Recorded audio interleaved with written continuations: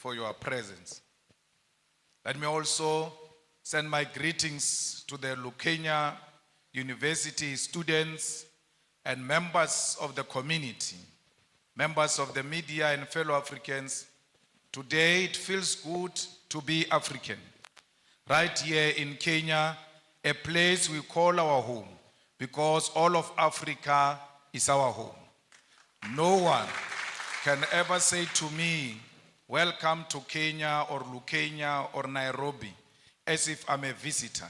I regard no part of Africa as being foreign to me, because Africa, all of it, belongs to me and I belong to Africa. It is a humbling honor to be invited to address the launch of the prestigious Pan-African Institute, which is targeted at creating intellectual collaboration and unity amongst the people of the continent. Let us therefore begin by congratulating you on this initiative, which is long overdue in light of the importance of the continent to reclaim its intellectual and academic identity within the global community in general. We know that ideas are at the core of the African capacity to chart its own destiny within the community of the world. Intellectual sovereignty has to be forged through research and development that is steeped in African experiences, African problems, and African questions. The economics of the African Academy have been part of the modalities of the broad draining of our resources. Because of lack of dedicated funding, many thinkers in the continent are taken in the general brain drain driven by Euro-American institutions. As we have seen over the decades, there is no way Euro-American is going to fund an intellectual project that will see Africa truly become intellectually sovereign. A truly sovereign Africa is a threat to the imperialist establishment that continue to determine the agenda and control of our resources. It is also inspiring to see that our esteemed Prof. Lumumba and those who are joining him in this initiative have chosen our continent and Kenya in particular to establish an intellectual research and knowledge institution. Accordingly, our first duty is to call on sons and daughters of the continent, both based here and in the diaspora, to jealously fund this institute and ensure that it create and charts a unique Africa based on an original thought, because we have a duty to chart our own intellectual path. We are also inspired by the fact that the Institute concept of Pan-Africanism include all people of African descent. That is, those in the continent, the Americas, Caribbean islands, Europe, and Asia. This is because wherever they are found, people who look like you and me continue to be treated as an inferior race. When you see a black person, when you see an African person, everywhere else in the continent, in the diaspora, and all over the world, please be kind to African people, for because they are a hated nation. Wherever they are being enslaved, they are being tortured, they are being harassed. No one shows them love. But you, as an African who claim to be a Pan-Africanist, you have a responsibility to show fellow Africans love and care. The violent, genocidal, and catastrophic transatlantic slave trade and colonialism are the historical twin towers that plugged the humanity of Africans into the dark night, which to this day seem to have no end in sight. The image of the African as a black and subhuman was forged through massive and violent enslavement of millions of African people sold in the Americas as properties of white colonial settlers. In the coastal and mainland villages of West Africa, through the gun, the dogs, and the spears, African communities were plundered, captured against their will and chained like animals. At the ports of Ghana, those chained, naked, and malnourished bodies of men, women, and children were scaled, measured, and sold for gold, silver, or livestock. They were put in those gigantic ships that crossed thousands of kilometers of the massive body of violent and cold waters of the Atlantic Ocean. Millions will not survive the dangerous voyages on sea. They will die of disease, starvation, or pure mental illness. Many will be offloaded alive, thrown into the deep waters to ease navigation during the storms of the violent seas. It is on those cold Atlantic Ocean's waters, deep in the bottom of the ocean, that many carcasses of African people, their bones lay rotten in chains and swallowed by the sea. Those who survived and on arrival in the Americas were forced to work in the different plantations of white men. From the voyage ships to the plantation, the image of an inferior African was being constructed through brutal force. Then began the violent colonial conquest for settlement aimed at our natural resources that defined our native continent. The white man sought to rule Africa and here designed a system of racial segregation, racial humiliation, racial abuse that lasted for many centuries. The colony and the plantation, with the voyage slave ships in the middle, were the perfect technologies of recreating the African into a subservient being whose only survival in the modern world must always be through white tutelage, supervision, and approval. The transatlantic slave trade, colonial conquest, and colonial rule are responsible for the zombification of the African soul and its intellectual damnification and the psychotic condition where Africa and its people cannot handle their affairs without white supervision. As both an intellectual project and a program of revolutionary change, Pan-Africanism is first the recognition of this terrible history, which by all definition remains a world history that has cast the African into a global identity of inferiority amongst people of the world. Pan-Africanism is never forgotten noise of the painful cries of those captured slaves whose black bodies were swallowed by the Atlantic Ocean from the slave ships. It is the agonizing cry from the brutal violence suffered by the black slaves in the sugar, cotton, and corn plantations from Georgia to Sao Paulo. Pan-Africanism is also the resounding victory from the theater of the Haitian Revolution from 1781 to 1804, led by the greatest descendant of our continent, Toussaint Louverture. Together with his patrons, they bravely led the first and only successful slave revolution in human history, defeating a combined European force commanded by a France Napoleon Bonaparte. It is the bravery of those African former slaves who will define citizenship on a racial definition of blackness, declaring that Haiti belongs to black people regardless of the color of their skin. Pan-Africanism is also the anger emanating from the countless defeats suffered by the patriots, the brave soldiers like those of Mau Mau and Bambata rebellion, defeated at the hands of the brutal British colonial forces. It is the intellectual heritage of Marcus Garvey, W.E. Du Bois, Booker T. Washington, Harriet Tubman, Pixley Isaac Aseme, Charlotte Mateke, Winnie Mandela, Kwame Nkrumah, Seiko Tore, Julius Nyerere, Haile Selassie, C.L.R.A. James, Frantz Fanon, Thomas Sankara, and today our own Prof. Lumumba, together with us, must carry the mantle of the African Pan-Africanist call. Pan-Africanism is a set of ideas written in chains with blood, spear, and the unforgiving guns of the sons and daughters from the Algerian Revolution to the Battle of Kutoko-Naval. It is the one-party state of Africa as a whole, as professed by Marcus Garvey.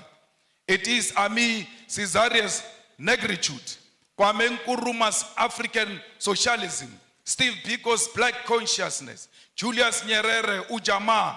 It is also Mbeki's African Renaissance, all based on forging a unity of African people who are formed by the same history and must seek after common destiny. It is the architectural achievement from the pyramid of Egypt to the cities of Mapungubwe. It is the industrial invasion by Garrett Morgan, traffic lights, Frederick Jones, refrigerated trucks, and Alexandra Miles, automatic elevator doors. It is the cultural movement in jazz, R&B, reggae, funk, blues, kwaito, juju Nigeria, Chimorenga Zimbabwe, Makosa Cameroon, and Benga Kenya. It is the novel Things Fall Apart, The Devil on the Cross, Maru, The Trails of Brother Jeru, Songs of Solomon, and Notes of Native Son. It is the artwork of Gerald Sekoto, Chike Anyako, Oche Okeke, Edmonia Lewis, the religious movement of Bishop Lekhanyane, Manku, and Shembe, the Coptics of Egypt and the Ethiopian Orthodox Christians, as well as Islamic denominations from Tunisia, Nigeria, Kenya, all deserve a place in the rich thinking and knowledge about Africa and its people. It is true that Pan-African call has also been prophetic, carrying important cautions that those who conducted the project for the rebirth of the African continent in the post-colonial context have not heeded to. In the pages of Frantz Fanon, Ratchet of the Earth, lays a critique which, since independence in the 1950s to this day, leaders of African people have failed to give programmatic response to this call. First and foremost, the Pan-African call is a call for African unity, not cooperation, collaboration, or coexistence. Many of you confuse the unity of Africa to mean collaboration or cooperation. We don't want to cooperate, we don't want to collaborate, we want to be one, and being one means we must share the same vision and the same direction.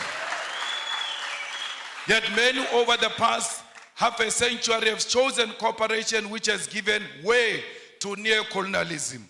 That is to say, for African leaders to continue colonialism without direct rule by colonialists. The launch of the Pan-African Institute right here in Kenya must help us intellectually to shift towards revolutionary Pan-Africanism, contribute to resolving some of the historical mistakes, blunders committed by post-liberation movements. We should state clear here that while the formation of the Organization of African Unity was a step in the right direction, the fact that the founding conference failed to unite the African continent is a historical blunder. President Kwame Nkrumah, Seko Tore, and Emperor Haile Selassie prophetically said that the failure to unite the African continent will give rise to the neo-colonialism and that African continent will perish. The revolutionary Pan-Africanist ideological and political diagnosis of the future was correct. The future is here. 50 years later, we know that we remain visitors in our own continent. We know that our resources benefit Euro-American than our own people. This is despite most African countries gaining independence from colonial rule since 1957. Massive, huge tracts of land, our mineral resources, our animals, our oceans are still owned and controlled by the colonial masters. There are no countries in the entire African continent that have gained full economic emancipation and independence. And this includes Ghana, which was the first to lead the road. Till to date, it can't claim that Africans in Ghana own the means of production. In 2016 report titled The New Colonialism reveals that there are 101 British companies listed on the London Stock Exchange that control an identified 1.5 trillion US dollars worth of resources in Africa in just 5 commodities: oil, gold, diamond, coal, and platinum. This is a very conservative figure since it includes resources listed by only some companies. Many companies do not provide the figures of the resources they control.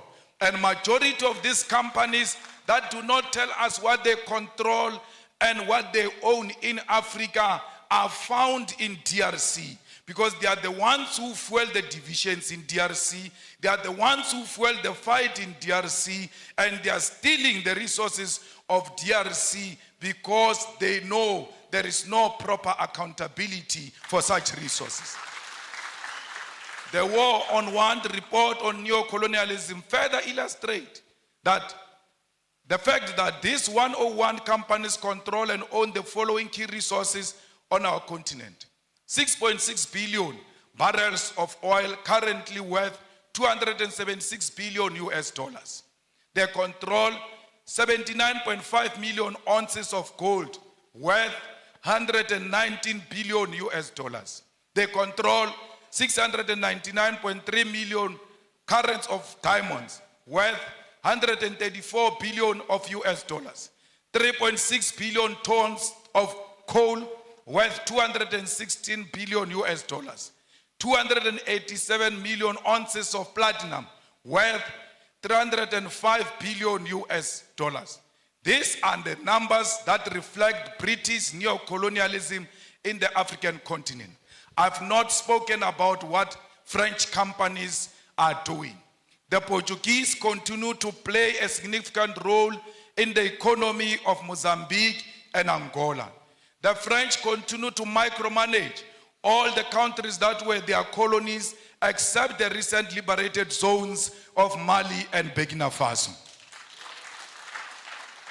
Comrades, the French are brutal, to a point that post-colonialism, they still make certain African countries to pay colonial tax to France. The French are brutal because some of their former colonies, their reserve banks are still in France. They are not in control of their own economy, yet they claim to have an independence. We, as progressive Pan-Africanists, must fully associate with and support all revolutionary actions of fighters who are removing puppets of French imperialism from political office and power. Not all these actions are revolutionary, because we must be careful of French-sponsored coups in Africa, where we think there is a revolution taking place in Guinea-Conakry, only to find that there is a French puppet who seeks to replace those who were there before. There is nothing revolutionary about the Guinea-Conakry coup. We ought to separate that there can never be a revolutionary coup that reinforces French imperialism on African soil. Anyone who comes into political office under the pretense that they are fighting a French puppet, while knowing they are the French puppet themselves, must be isolated by progressive Pan-Africanists. All French soldiers and military must leave the African continent, and this also should apply to neo-colonial military bases, including the African Command Center of the USA. We don't want the army of America. We don't want the army of France here. We don't want the army of anyone. We want African army on African soil. The Pan-Africanist Institute should therefore provide ideological, political, and technical weapons to all progressive forces of the African continent to fight against colonialism. There is a political trend that is being accepted by African heads of state and government, where one country convenes all 54 heads of African states and government. The United States of America, France, China, Russia, and United Kingdom convene all 54 heads of states and government for a meeting, and they all go following each other like Casey and Jojo as heads of states to listen to one head of state, 51 of them. Sometimes they disrespect them to a point where they put all 54 heads of states of Africa in a school bus to go and listen to one head of state. What happened to these men? Because all of them, majority of them are men. What happened to these fathers who go and bow combined to one man? Even if he's Putin, why would they all follow each other and go and listen to one person? What happened to their dignity and their authority as leadership? They must have leadership qualities to know that Putin is equal to them, that China is equal to their own single country, irrespective of their size, because what matters is sovereignty. And if China recognizes that sovereignty, will respect the president of that sovereign country as an individual. Comrade Kwame Nkrumah noticed this when he said that neocolonialism also means the following: breaking up former large united colonial territories into a number of small non-viable states incapable of independent development. An external directed economic system and political policy, the state being obligated to take the manufactured products of the imperialist power to the exclusion of competing products from elsewhere. Payments towards the cost of running the state to ensure control over government policies, and foreign capital is used for the exploitation rather than the development of less developed regions. Governor, on my way here, we saw how the people here are working the land. We saw that there is no piece of land here that is not being utilized to the benefit of our people. But the question remains, where do these people sell these things? Because they can't consume all of them. Yes, they must produce to feed themselves and feed the whole Kenya and feed the continent and the world. Is the government buying food that is produced fresh from this soil, or do we have companies that are owned by white people in Nairobi who bring finished products into the land that has got products that can be bought directly from our own people? We say people must work the land. After they work the land, their own governments in Africa do not procure from those people. Because if it does not have a white color, they don't like it. Our leaders like their colonizers more than us. That's why they always seek after anything that looks like colonizers. 10 years ago, we as revolutionary activists and visionaries from south of African continent started a revolutionary socialist movement and Pan-Africanist movement, the EFF, Economic Freedom Fighters. When we formed the EFF in South Africa, we told them that our organization is not for South Africa. Our organization is for all Africans. And we said this. We said this during xenophobic attacks of our people in South Africa, where people were being attacked because they come from outside South Africa. We chose to side with our people because we're necessitated by the fact that we love ourselves. And if you love yourself, you'll see a person from Tanzania in you. You'll see a person from Nigeria in you, because we are one thing. We as the economic emancipation movement did not only say we are Pan-Africanist. In one of our cardinal pillars, we said South Africa must engage in massive investment of economic development in Africa. Because if you keep on saying people are coming to South Africa, are looking for jobs, are going to take jobs from us, we can stop this thing of people coming to South Africa. How do you do it? Go and build massive economic development in African countries so that people can stay where they are and they can feed themselves from where they are. No one wants to leave his own home into some strange place. We leave our homes because we are searching for greener pastures. If there is an ESCOM in South Africa which is failing to give us electricity, but when it was well and still running according to how we wanted it, ESCOM had the capacity to electrify the whole of Africa. Why are you not going into the African continent and electrify the whole of Africa? Why is there no train that moves from Cape to Cairo, making sure that trade in Africa and movement of goods and peasants is easy?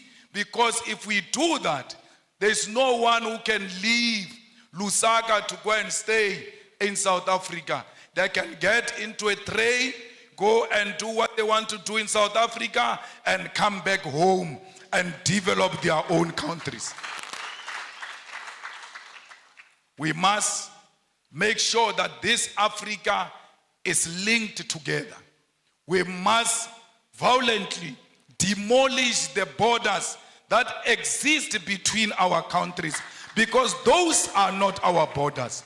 You cannot worship a border between Tanzania and Kenya and come and sit in this hall and say you are a Pan-Africanist. A Pan-Africanist means the first task is to get rid of colonial borders so that we bring Africa together in practical terms.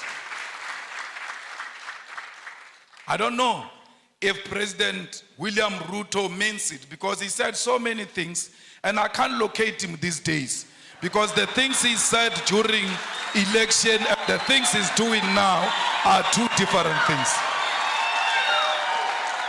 I don't know. Because I heard him saying we need to do away with the dollar and build our own currency. But his actions are not speaking to anything of doing away with the dollar. The latest being putting a red carpet for a murderer, a person who killed the Kenyan people, coming into this country, receiving a red carpet and being saluted by our own army. This is not a Kenyan army, it's not a colonialist army. The Kenyan army is a product of the Mau Mau rebellion. And those who killed our people in the Mau Mau rebellion cannot be saluted by the same army of the children of those who were killed during Mau Mau rebellion. We have a duty to stay true to the cause. We have a duty to remind the King and Britain of what they did to us. Indeed, he shows no remorse. He says this was bad, it shouldn't have happened. But he runs short of, I apologize, I am sorry.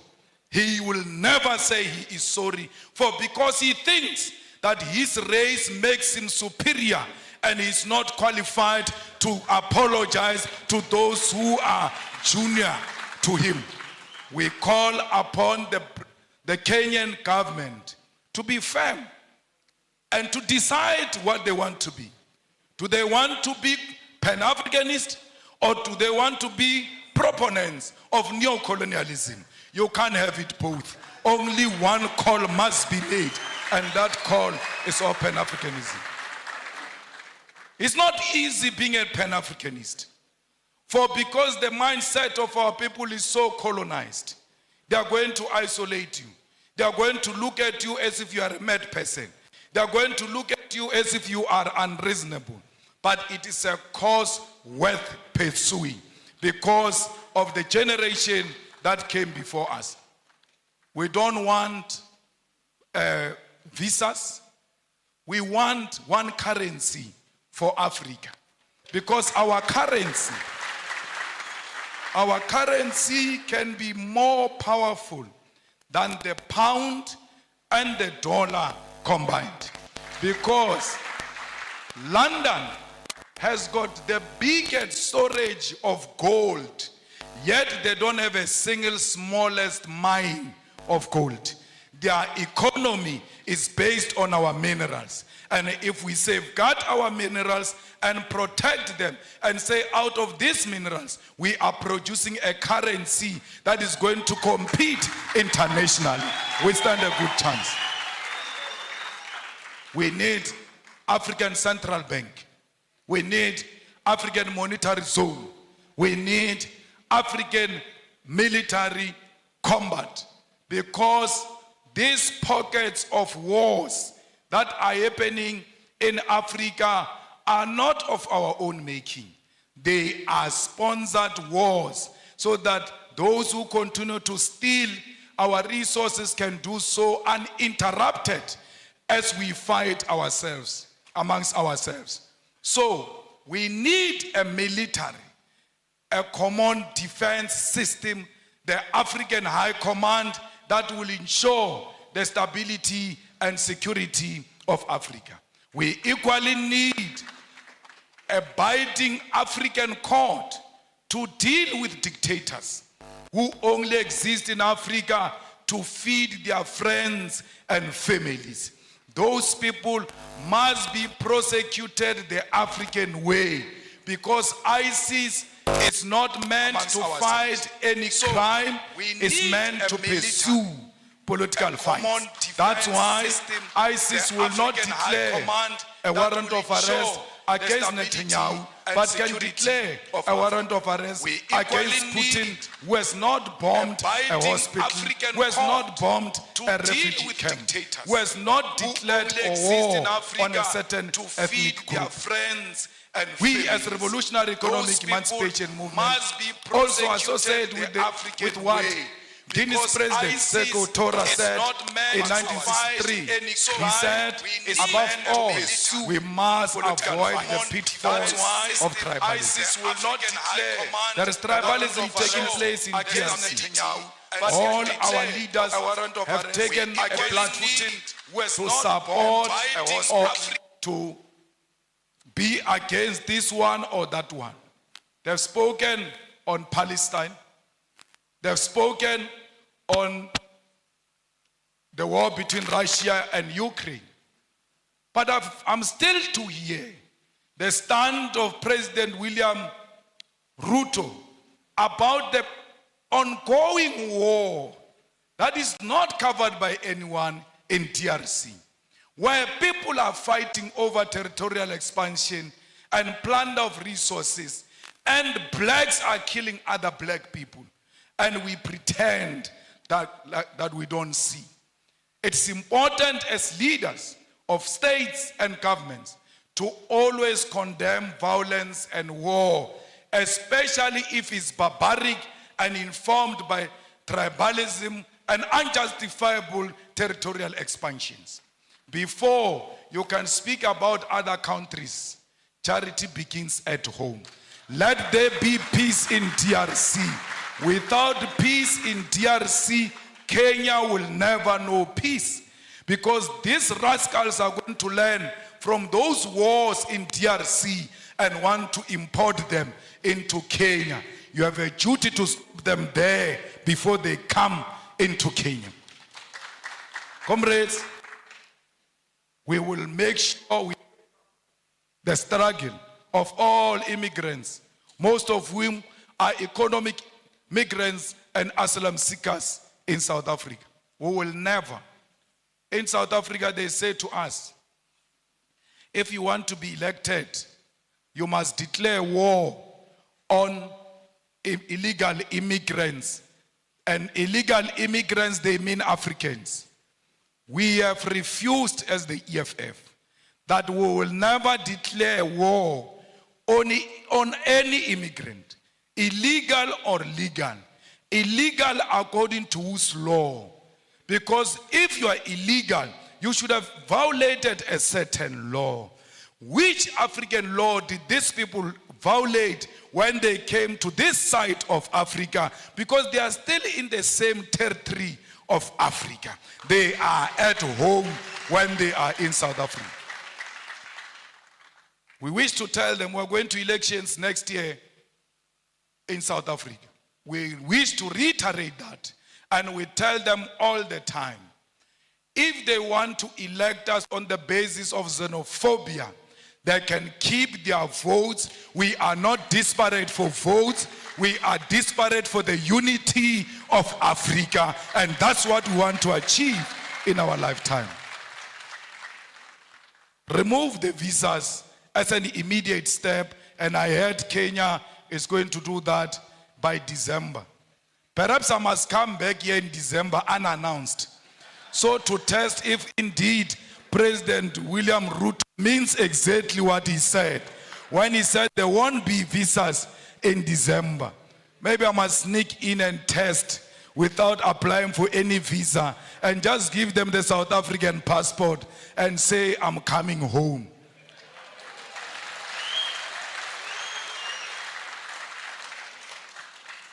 Mama, we want to commit in front of you and all the dignitaries who are here and the students that this Pan-African Institute will be supported by the EFF. We will ensure that indeed it has got a home in South Africa. We will not only support it verbally, we will put money into it, we will pay the staff members of the institute, we will also pay the offices of the institute, because we believe that we must speak one language as Africa. We will donate the books here at the university to ensure that every African writer has got his or her book in the Pan-Africanist Institute. Let's all spread the gospel. Indeed, it was not a mistake to launch it here in the rural areas, because no one must be left behind. If you can carry on your back the rural communities, you have no any other option to go anywhere except to go to the urban. But if you start from rural, there is no way you can cover the urban. But if you start from the urban, you are going to be reluctant to come to the rural. We are starting here to liberate our people in the rural areas, and we're going to the urban to ensure that everybody hears the message. Tell President Ruto that the people of Palestine are what Mau Mau was. Tell President Ruto that the people of South Africa are what Palestinian people are today. Where our land get encroached, where our land just get taken, and we get killed on our own land, we get tortured on our own land, we get imprisoned on our own land. When we fight, they say we are terrorists. This Nelson Mandela you celebrate, for 27 years, he was in prison because he was a terrorist. What crime did he commit, which the Palestinians are not committing? His crime was to fight for the liberation of the people of South Africa and the oppressed world all over, including the people of Palestine. It can't be correct that President Ruto, knowing the history of this country and the history of South Africa, comes and tells us that it's with Israelites. Our war is not on Jewish people. Our war is not on pregnant women, Jewish pregnant women. Our war is not on Jewish children. Our war is against a Zionist apartheid state of Israel, and that's what we are fighting. So if he got money from some Jewish person, we are not fighting that funder of his. We are fighting the state of Israel. We are not fighting individuals. We are fighting the state of Israel. At the age of 9 years, the Boers walked into my house and turned everything upside down, stripped my mother naked. When I see what those children of Palestine are going through, I can immediately relate that this is what apartheid looks like. We cannot be Pan-Africanist if we can't associate with the oppressed nation. Our Pan-Africanism is based on the basis that we are an oppressed nation ourselves. And everywhere else where we see an oppressed person, that person is our sister, that person is our mother, that person is our father, because we are not free until the whole world is free from imperialism and colonialism. I don't know if you'll regret inviting me after this. But my problem is that I tell my truth as is. And I say it to authorities without fear or favor. Till today, no one has ever sued me legally successful. Till today, no one has imprisoned me, because you can't imprison or sue the truth. The truth will always prevail. Comrades, we must make sure that as we live here, our sympathy is with the oppressed people. Look at Cuba. Its crime was to choose a different economic system to what America has chosen. And then they are under more than 60 years of economic embargo. What crime did the people of Western Sahara commit against Morocco? We are at the center of speaking the truth as a Pan-Africanist institute, because we've got the ear of the continent and the diaspora and the whole world. And this organization we are launching today, Prof, will live forever and ever, because you only speak the truth yourself to power. And you always make us politicians to want to check if indeed we are still on the right track. So an institution established by a person like you, we are guaranteed that it will live for long and it will live for generations to come. That's why we are proud to be here. I was not brought by a plane here. I was not brought by a car here. I was driven by the spirits of those people who were dumped in the oceans. And when they were dumping them in the oceans, their cries are still crying loud till today. They did not dump them in the ocean only. They dumped them chained on their hands and their feet, and they could not fight. When the sharks were eating them in those oceans, they could not fight. Even if you know that today I'm going to die, but it is always good to die fighting. That you must hold the shark even when you know it's going to swallow me. I must die fighting. Those people who died in the ocean said to me, you ought to arrive there. For because what you guys are going to start there is that which is going to seek reparations for us. As you leave this place and going back to your home, remember the people who died in the plantation, beaten, treated like dogs. Remember all of those slaves that asked for help and they never found help. But you must say to them in spirit, the help has arrived. And that help we declare today that will fight the battles of the heroes and heroines of Mau Mau, of Mbambata Rebellion, of the slaves. This Pan-Africanist Institute must be at the center